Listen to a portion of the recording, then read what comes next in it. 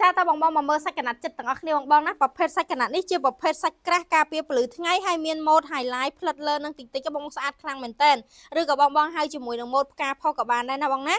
សួស្តីបងមួយទាំងអស់គ្នាចាតើថ្ងៃនេះខាងបងអូនមានម៉ូតថ្មីមកបង្ហាញជូនពុកម៉ែបងប្អូនទៀតហើយចាសម្រាប់ម៉ូតនេះដែរគឺជាប្រភេទម៉ូត day highlight បងណាដែលមាន day make ពណ៌ពីរចូលគ្នាបងសម្រាប់បងដែលឆ្លាញ់ប្រភេទ mode បែប highlight បែបនេះក៏បងអាចកំងបានដែរនៅខាង stock ឥឡូវនេះគឺមានសម្រាប់បងដែលចង់ត្រូវការកំងណាបងណាចាមិនថាបងកំងជាមួយនឹងខ្នាតប្អួយខ្នាតទ្វារឬខ្នាតឡៅទឿទេខាងបងអូននឹងធ្វើជូនបងតែម្ដងសម្រាប់ mode នេះដែរគឺភ្ញៀវគាត់កំងយកជាមួយនឹង mode ផ្លិតទឹកប៊ិចមិចជាមួយនឹងពណ៌ឈូកបែបនេះណាបងណាអញ្ចឹងសម្រាប់មួយ set នេះគឺខ្នាតតតឹងសាច់កណាត់4ម៉ែត្រសម្រងកណាត់2ម៉ែត្រប្រើត្រូវជាមួយនឹងខ្នាតប្អួយ1ម៉ែត្ររហូតដល់2ម៉ែត្រ2ម៉ែត្រកន្លះឬក៏ប្អួយ3ម៉ែត្រក៏ប្រើត្រូវដែរសម្រាប់បងដែលមានតម្រូវការចង់ដាក់ឲ្យមានភ្លីស្អាតបែបនេះណែនាំឲ្យដាក់ជាមួយនឹងប្អួយខ្នាត1ម៉ែត្រកន្លះឬ2ម៉ែត្រណាបងចាសម្រាប់មួយ set នេះដែរសម្រាប់បងដែលតម្រូវការជាមួយនឹងខ្នាតសាច់កណាត់តតឹង4ម៉ែត្រសម្រងបងអាចយកចាប់ពី2ម៉ែត្ររហូតដល់2ម៉ែត្រចិត្តបានមួយឈុតនេះខាងបងអូនប្រម៉ូសិនជូនសម្រាប់ mode day highlight នៅសល់តម្លៃត្រឹមតែមួយឈុត$45តែប៉ុណ្ណោះបងសម្រាប់តតឹងកណាត់4ម៉ែត្រណាបងណាចាហើយសម្រាប់សរងវាដូចឃើញបងអូនបញ្ជាក់ជូនបងអាចយកចាប់ពី1ម៉ែត្រ60រហូតដល់2ម៉ែត្រចិត្តបានណាបង